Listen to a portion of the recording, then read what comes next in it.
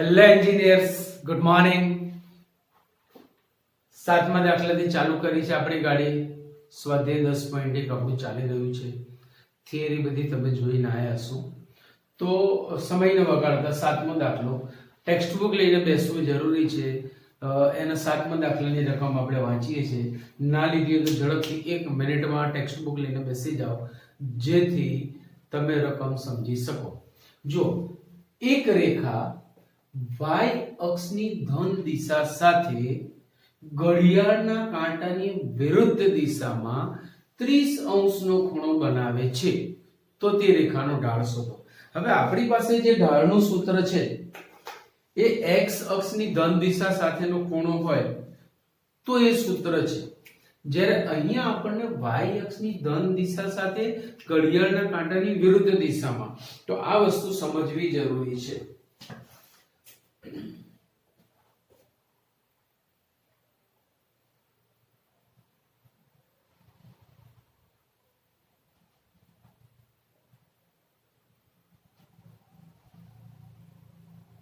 જો આવી પરિસ્થિતિ છે. આ આપણી રેખા છે. આ y અક્ષની ધન દિશા, આ y અક્ષની ઋણ દિશા. બરાબર? y અક્ષની ધન દિશા, y અક્ષની ઋણ દિશા. હવે y અક્ષની ધન દિશામાં ઘડિયાળના કાંટાની વિરુદ્ધ દિશા.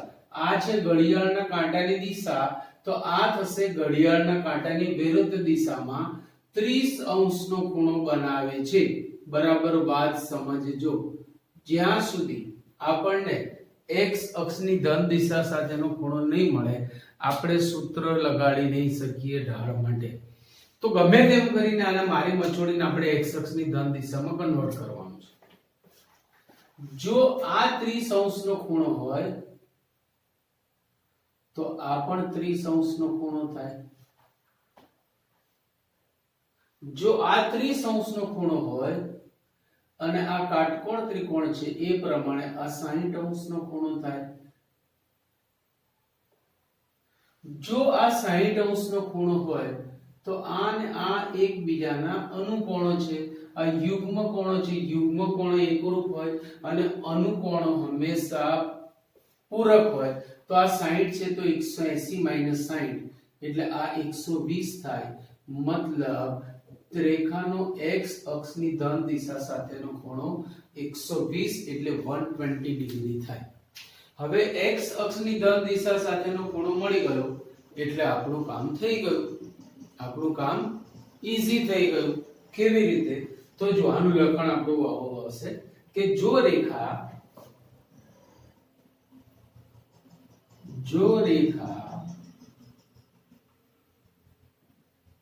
y અક્ષની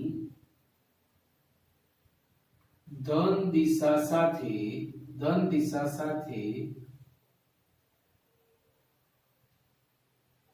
ઘડિયાળના કાંટાની વિરુદ્ધ દિશામાં 30 અંશનો ખૂણો બનાવે. 30 અંશનો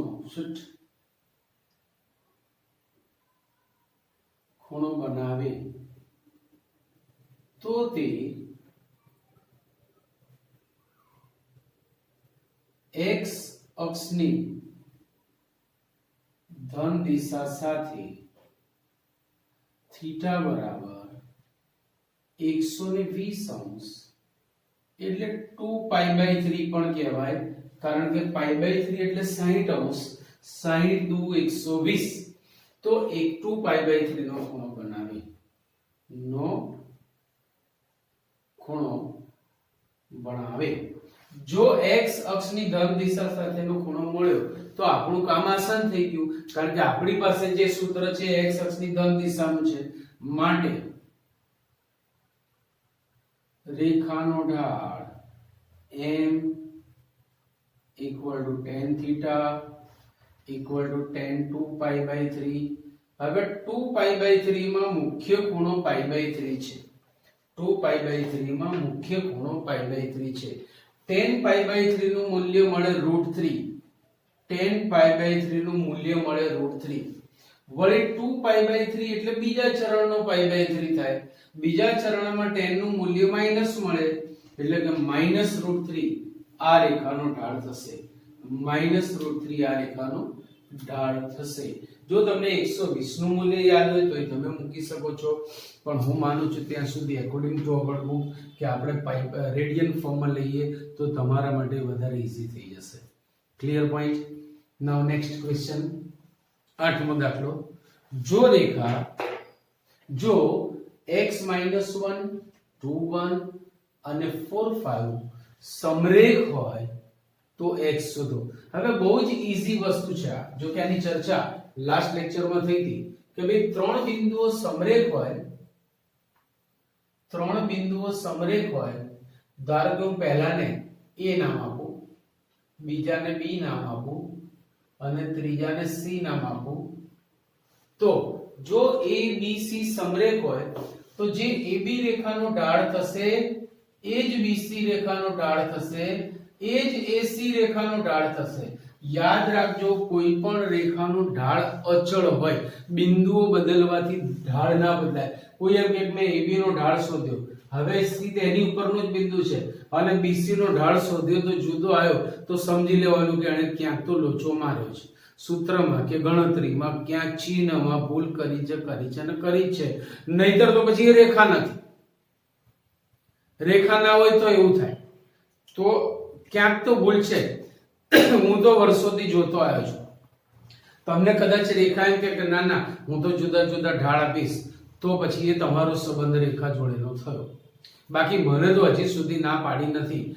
યા તો ખબર નહીં મને કેમ ના નથી પાડતી તમને કદાચ સંબંધ વધારે સારો હોય તો કે ખરા સો અત્યાર સુધી according to mathematics we can say કે ભાઈ એક જ રેખા માટે ભલે બિંદુઓ જુદા જુદા હોય તેના ઢાળ તો સમાન જ આવે એટલે રેખાનો ઢાળ અચળ છે આ વસ્તુ મગજમાં બરાબર મૂકી દેજો તો હું આને આમ લખી શકું કે જો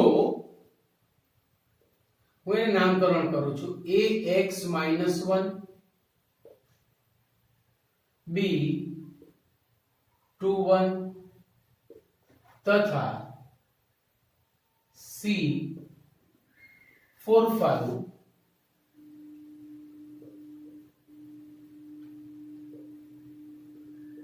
સમરેખ હોય તો આમ તો ત્રણ રીતો છે અલગ અલગ પણ તમે જે જાણો છો એ રીતે તમને બતાવો કે જો સમરેખ હોય તો AB રેખાનો ઢાળ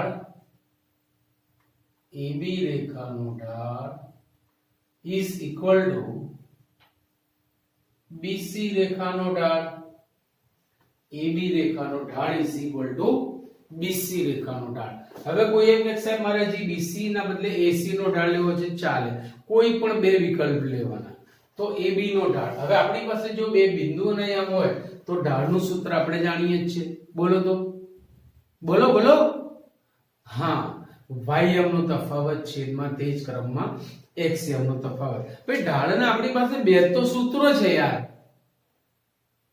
તમે નવું બનાવ્યું હોય તો મને ખબર નથી છે કુલ 3 આપણે ચાલ્યા છે બે ત્રીજું હજી મારે ચલાવવાનું બાકી છે પહેલી રીત કે જો રેખા પરના બે બિંદુઓના યામ હોય તો ઢાળનું સૂત્ર વાયમ નો તફાવત છેદમાં તે જ ક્રમમાં xm નો તફાવત બીજું સૂત્ર જો રેખાએ x અક્ષની ધન દિશા સાથેનો ખૂણો થીટા બનાવ્યો હોય તો tan થીટા એટલે રેખાનો ઢાળ બે સૂત્રો અહીંયા બાજુમાં બેઠા છે આના સિવાયનું કોઈ સૂત્ર હજી મેં ચલાવ્યું નથી જો તમે નવું વ્યાખ્યાયિત કર્યું હોય તો મને પણ આપજો રાઈટ સો AB નો ઢાળ અને BC નો ઢાળ સમાન થશે તો આપણે આ સૂત્ર પ્રમાણે વાયમનો તફાવત જો -1 છેદમાં તે જ ક્રમમાં xm નો તફાવત x - 2 equal to એ જ રીતે BC નો ઢાળ 5 - 1 upon 4 - 2 કોઈ એવું ના વિચારે કે સર આમાં કેમ ક્રમ મેં બધામાં સરખું જ લીધું છે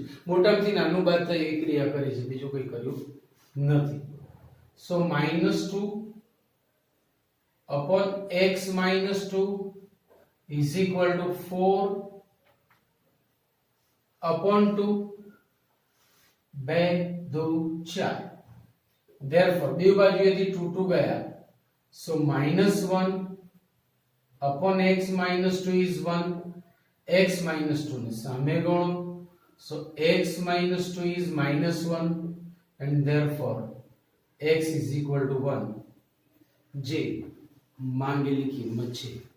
x is equal to 1 જે માંગેલી કિંમત છે. બહુ બઢિયા દાખલો. હવે આમ જોવા જઈએ ને તો સીધે સીધો ગણી નાખો, તમને એમ લાગે આવડી ગયો, પણ એક્ઝામમાં સહેજ આમાં કંઈક એક સહેજ મસાલો નાખીશ ને વધારે તો એવો ટેસ્ટ ચેન્જ થશે કે બધા કેટલાયની વિકેટો પડી જશે. કેમ એવું?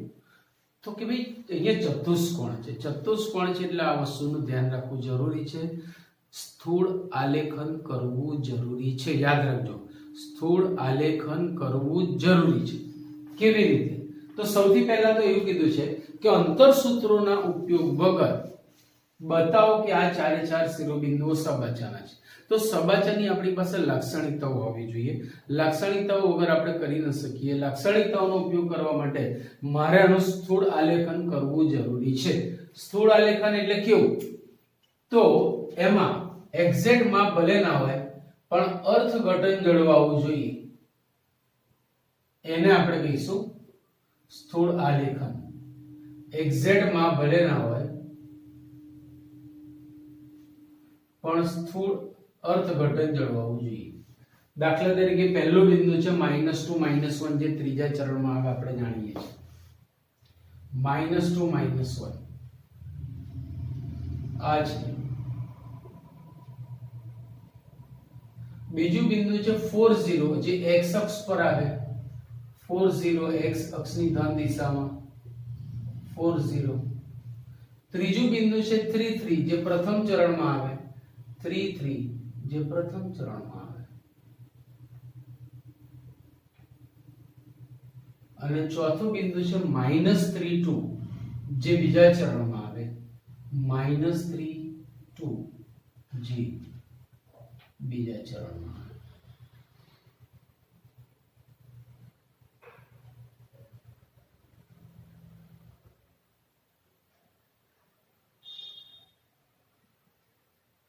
-3 2 અહીંયા ક્રમ એટલો જ મહત્વનો છે. ક્રમ વગરનું કામ લોચાવાળું થશે. તો હું આને જોડું છું પહેલા તો, એટલે ખબર પડશે કે કોણ બાજુઓ બનાવે છે અને કોણ વિકર્ણો બનાવે છે. નહીતર તમે ફસાઈ જશો. તમે વિકર્ણ જો આકૃતિ દોર્યા વગર તમે વિકર્ણને બાજુ કહેશો ને બાજુને વિકર્ણ કહેશો અને ત્યાં લફડા થવાના ચાન્સીસ છે. હવે આ જ રકમ એક્ઝામમાં હું આમ ચેન્જ કરીને આપી દઉં. તમે અત્યારે આને બાજુ કહેશો -2 -1 ને 4 0, પણ હું આમ આપી દઉં તો 3 3 તમારું અહીંયા ક્રમમાં અહીંયા આવશે પણ આકૃતિમાં અહીંયા છે. એટલે તમે -2 -1 અને 3 3 ને બાજુ સમજશો અને બાજુ સમજશો એટલે લફડા ચાલુ થઈ ગયા. તો એટલા માટે જ અહીંયા સ્થૂળ આલેખન જરૂરી છે. કારણ કે એક્ઝામમાં જો હું આ બેના ક્રમ બદલું અથવા આ બે કોઈ પણ બે બિંદુના ક્રમ બદલું ને તો આલેખનમાં તો એનું જ રહેશે, પણ તમારા માટે જે બાજુ છે એ વિકર્ણ બની જશે અને જે વિકર્ણ છે બાજુ, અને પછી જે ખેલ થાય એ તમે જોયા કરશો કે મારે આવું તો સેટ થતું જ નથી, કોઈ રકમમાં ભૂલ કરી સાહેબ, એવું કહીને બેસી જશું. બરાબર છે. હવે અહીંયા આપણી પાસે બે પ્રોપર્ટી છે. જો ચતુષ્કોણ સમાંતર બાજુ હોય ને તો સામસામેની બાજુઓ સમાંતર હોય. પહેલી વસ્તુ, પહેલો ગુણધર્મ, સમાંતર બાજુ ચતુષ્કોણની સામસામેની બાજુઓ સમાંતર હોય. હવે હું આનું નામકરણ કરું. જો હું આનું નામકરણ કરું, ધારો કે આને A according to book, B, C અને D કહીએ ને તો AB અને CD સમાંતર થવી જોઈએ. સમાંતર થવા માટે આપણી પાસે જે પ્રોપર્ટી છે એ છે કે જો તેમના ઢાળ સમાન હશે તો આપણે રેખાઓને સમાંતર રેખાઓ કહીશું. તમે પણ એ વસ્તુ જાણો છો. બરાબર છે. એ જ રીતે AD અને BC પણ સમાંતર થવી જોઈએ. આથી તેમના ઢાળ સમાન થવા જોઈએ. તો ચલો એ પ્રોપર્ટી પ્રમાણે આપણે બધાના ઢાળ મેળવીએ. તો ઢાળની રીતે આપણે પહેલા નક્કી કરીશું. સૌથી પહેલા AB રેખાનો ઢાળ is equal to y આમનો તફાવત 0 -1 છેદમાં તે જ ક્રમમાં x આમનો તફાવત 4 + 2 = 1/6. હવે એની સામેની બાજુ લઈએ તો સીડી રેખાનો ઢાળ, સીડી રેખાનો ઢાળ = y આમનો તફાવત 3 - 2 upon 3 - -3 એટલે 3 + 3 is also 1/6. અને માટે AB રેખાનો ઢાળ = CD રેખાનો ઢાળ. therefore AB રેખા સમાંતર. પહેલું કામ આપણું પૂરું થયું. હવે આ બાજુની વાત કરીએ. હવે BC રેખાનો ઢાળ = y આમનો તફાવત 3 - 0 upon તે જ ક્રમમાં x આમનો તફાવત 3 - 4 is 3 upon -1 is -3. પછી આ AD રેખાનો ઢાળ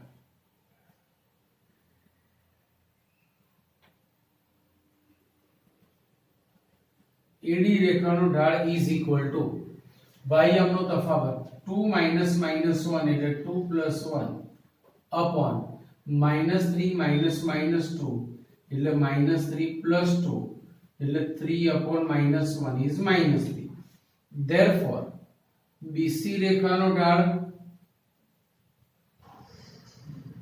= AD રેખાનો ઢાળ. માટે BC રેખા સમાંતર AD રેખા છે. તો સામસામેની બાજુઓ સમાંતર થઈ અને માટે ચતુષ્કોણ ABCD જો હવે તમે નામકરણ કર્યું એટલે એના આધારે નક્કી થાય. માટે ચતુષ્કોણ ABCD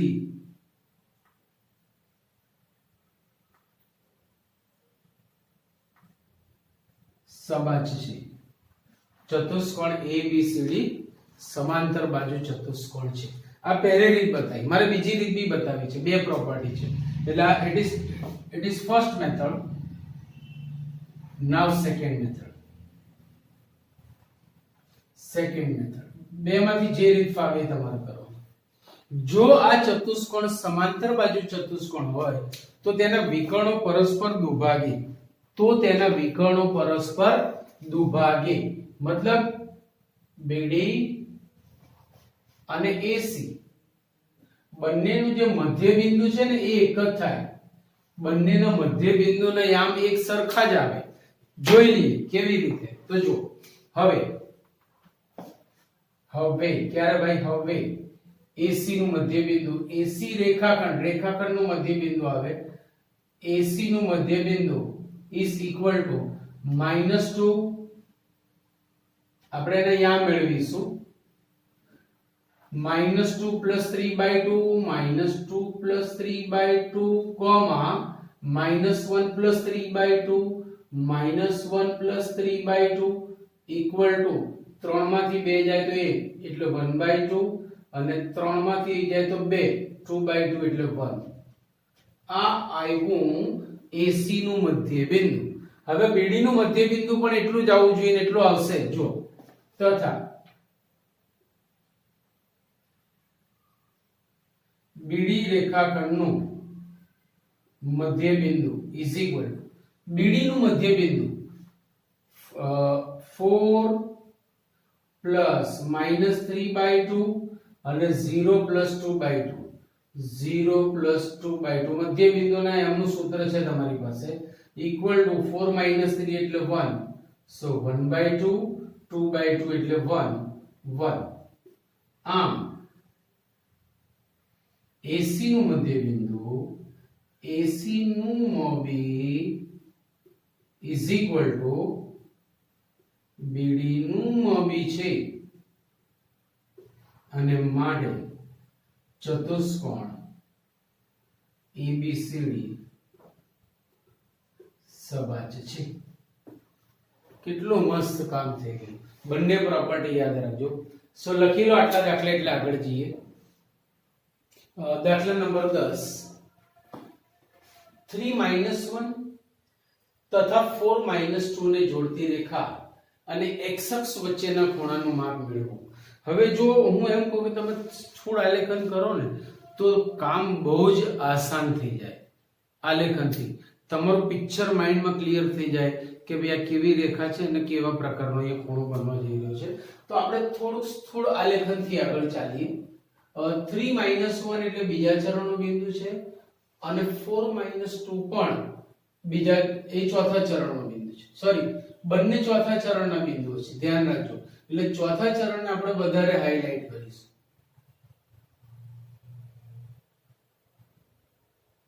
એક્સિયમ ધન અને વાયમ ઋણ હોય તો તે ચોથા ચરણનું જનરલી બિંદુ બનતું હોય.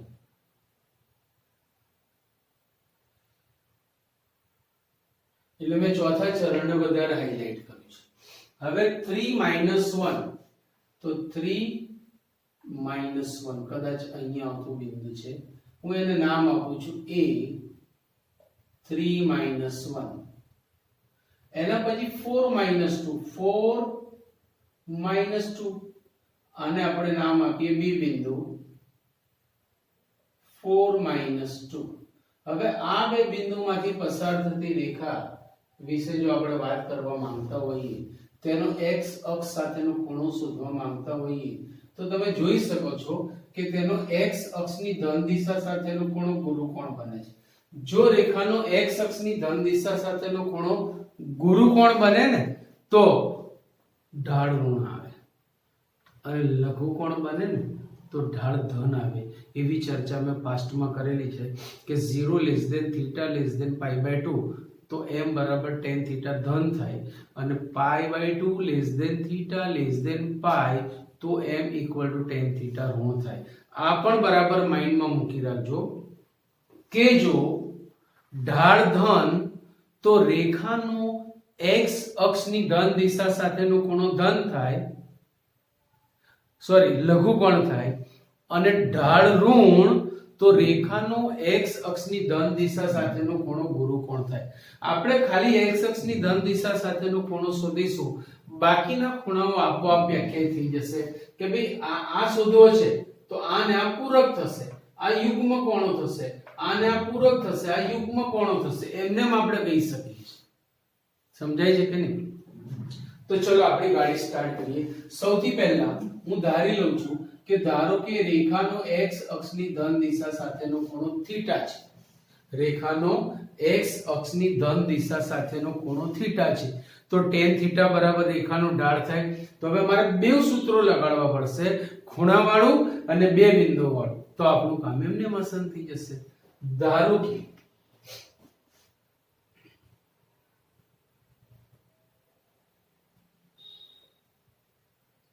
રેખાનો x અક્ષની ધન દિશા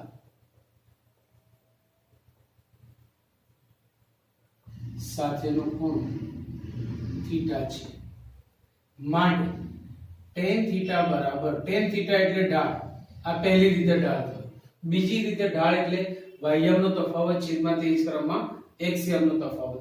તો -2 -1 એટલે -2 + 1 છેદમાં 4 - 3 ઇક્વલ ટુ -2 + 1 એટલે -1/1 ઇક્વલ ટુ -1. જો ઢાળ ઋણ આવ્યો ને. હવે ભાઈ tan નું મૂલ્ય તમને 1 મળે છે એટલે મુખ્ય ખૂણો π/4 છે નક્કી છે. tan નું મૂલ્ય 1 મળે છે એટલે મુખ્ય ખૂણો π/4 છે નક્કી છે. પણ tan ઋણ છે એટલે બીજા ચરણનો π/4 થશે.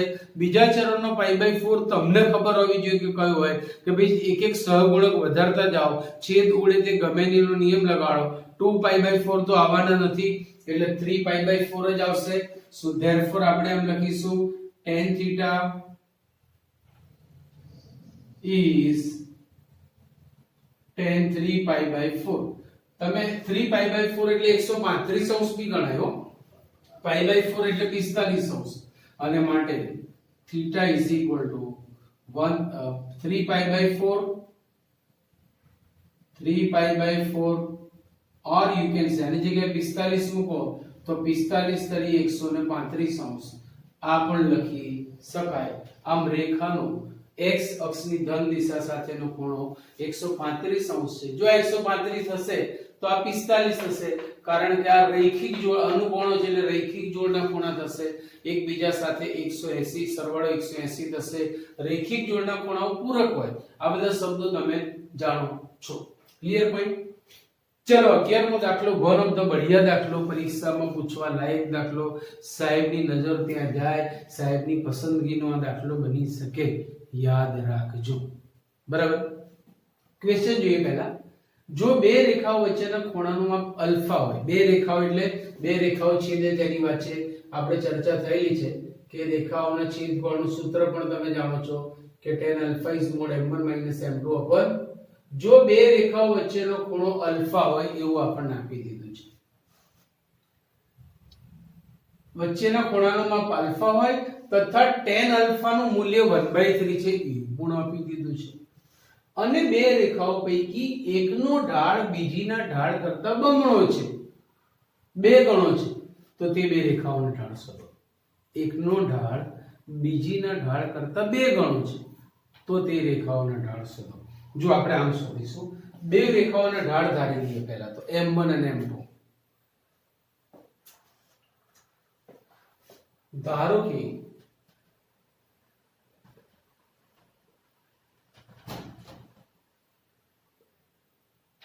પ્રથમ રેખાનો ઢાળ m1 = m તથા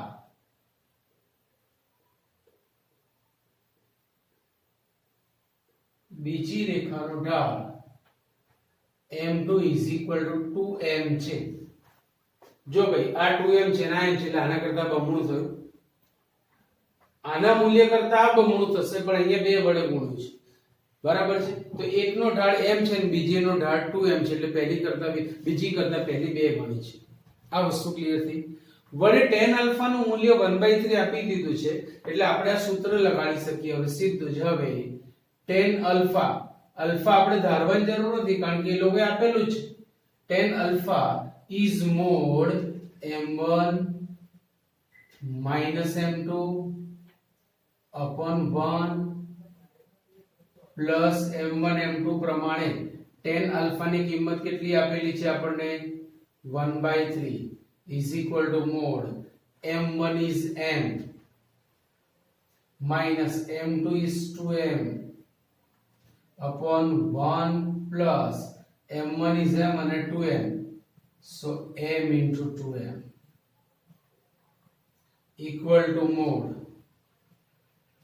minus m upon 1 plus 2m square. હવે એક બીજી વસ્તુ યાદ રાખજો કે માનાંક જાય ને સામે પ્લસ ઓર માઈનસ મૂકતું જાય. શા માટે? હું એમ કહું કે ભાઈ mod x બરાબર 3 છે, x નું માનાંક 3 છે તો x નું મૂલ્ય 3 પણ હોઈ શકે અને x નું મૂલ્ય -3 પણ હોઈ શકે. જો x ની જગ્યાએ 3 મૂકો તો માનાંકમાં 3 બરાબર 3, x ની જગ્યાએ -3 મૂકો તો માનાંકમાં -3 બરાબર બી 3 જ થાય. સો આટલી વસ્તુ યાદ રાખો કે માનાંક જાય એટલે અહીંથી હું આને દૂર કરું ને તો આના પછીનું સ્ટેપ આવે x = +or-3. માનાંક જાય અને પ્લસ ઓર માઈનસ મૂકતું જાય. અજ્ઞાત સંખ્યામાં યા તો એક બાજુએ અજ્ઞાત હોય યા બે બાજુએ અજ્ઞાત હોય તો જ, નહીતર નહીં. એ પણ બરાબર યાદ રાખજો. આ બાજુ ડાબી બાજુમાં અજ્ઞાત છે યા તો બે બાજુ અજ્ઞાત હોય, લાઈક mod a = b તો a = +or-b લખાય.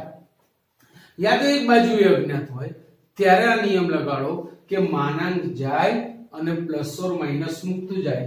એ નિયમ હું અહીંયા લગાડું છું, જોતા રહે. સો અહીંથી હું માનાંક દૂર કરું છું, therefore અને આને ડાબી બાજુમાં લખું છું -m upon 1 plus 2m square equal to plus or minus 1/3. એટલે અહીંયાથી આપણા બે વિકલ્પ ચાલુ થયા અને બંને વિકલ્પને આપણે સાથે લઈને ફરવાનું છે, જોતા રહે. therefore -m upon 1 plus 2m square equal to 1/3 और અહીંથી છૂટા પાડ્યા ભાગ minus m upon 1 plus 2m square is minus 1/3 બેવના સાદું રૂપ માટે ચોકડી ગુણાકાર 3 અહીંયા અને આ સામે ગુણાશે therefore minus 3m is equal to 1 plus 2m square और આ 3 આ બાજુ આયા એટલે માઈનસ અથવા બે બાજુની માઈનસ ઉડી ગઈ જોઈ લો બરાબર એટલે આ સીધું 3m થશે 3m is 1 plus 2m square હવે માઈનસ 3m ને જમણી બાજુમાં લઈ જઈ અને આખું ઉલટાઈને લખું છું આ પ્લસ 3m ને જમણી બાજુમાં લઈ જઈ અને આખું ઉલટાઈને લખું છું so therefore 1 plus 2m square plus 3m equal to 0 એ જ રીતે અહીંયા 1 plus 2m square minus 3m equal to 0 therefore 2m square plus 3m plus 1 equal to 0 or 2m square minus 3m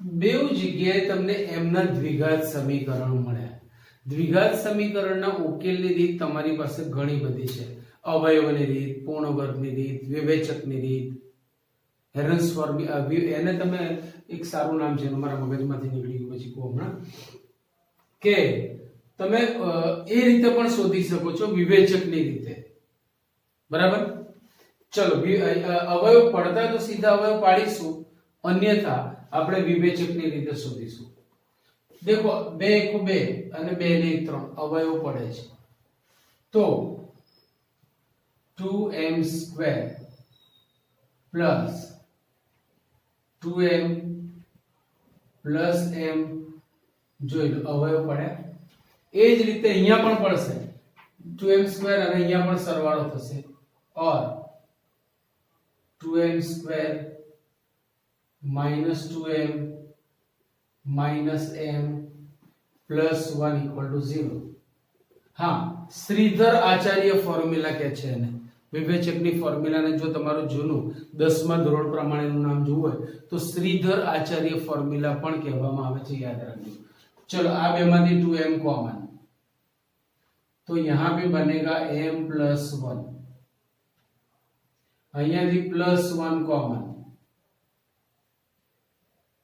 equal to 0 और ये જ રીતે અહીંયા 2m common so यहाँ पे बचेगा m minus 1 અહીંયાથી -1 कॉमन इक्वल टू 0 therefore હું ડાયરેક્ટ મૂલ્ય લખું હવે m is equal to -1/2 or m is equal to -1 or m is equal to 1/2 or m is equal to 1 भाई 4m મળે આપણે એ બંને રેખાઓના ઢાળ શોધવા છે તો જુઓ હવે ચારે ચાર વિકલ્પમાં આપણે જવાબ આપવો પડશે ફ્રેન્ડ જો m equal to -1/2 તો પહેલી રેખાનો ઢાળ m1 equal to પહેલી રેખાનો ઢાળ m1 equal to m છે equal to -1/2 तथा बीजी रेखानो ढाळ m2 is equal to बीजी रेखानो ढाळ 2m છે આને બે વડે ગુણશો તો -1 થશે પછી બીજું m equal to -1 તો m equal to -1 તો પહેલી રેખાનો ઢાળ m1 is equal to m1 is equal to m જ છે એટલે સીધે સીધું મૂલ્ય ટીકાઈ દો તથા બીજી રેખાનો ઢાળ m2 આને બે વડે ગુણો એટલે -2 પહેલીના ઢાળ કરતા બીજીનો ઢાળ તમે બે વડે ગુણશો એટલે મળશે ત્રીજો વિકલ્પ m is equal to 1/2 તો જો પહેલી રેખાનો ઢાળ m1 એટલે m જ છે એટલે 1/2 થશે તથા બીજીનો ઢાળ m2 અને 2 વડે ગુણો એટલે મળશે. અને છેલ્લો વિકલ્પ m equal to 1, m equal to 1, તો પહેલી રેખાનો ઢાળ m1 પણ 1 જ થશે તથા બીજી રેખાનો ઢાળ m2 2 થશે. આમ જો આ -1/2 તો આ -1, પહેલીનો ઢાળ -1 તો બીજીનો ઢાળ -2, આ 1/2 તો આ 1, આ 1 તો આ 2, આમ 2 ગણો ઢાળ છે જે માંગેલ ઢાળ છે, જે માંગેલ ઢાળ છે. ક્લિયર પોઈન્ટ આવડે? તો આટલા દાખલા આજે તમને આપીએ છીએ કારણ કે મોટા મોટા દાખલા છે એટલે એક સાથે વધારે ડોઝ ના આપતા. આપણું આ લેક્ચર અહીંયા સુધી રાખીએ છીએ. ખાસ યાદ રાખજો 2 વખત હોમવર્કમાં, 1 વખત ક્લાસવર્કમાં દાખલા હું ચેક કરીશ. તમારા બધાના ચોપડા મંગાવવાનો છું. Right? Okay, C you, bye bye.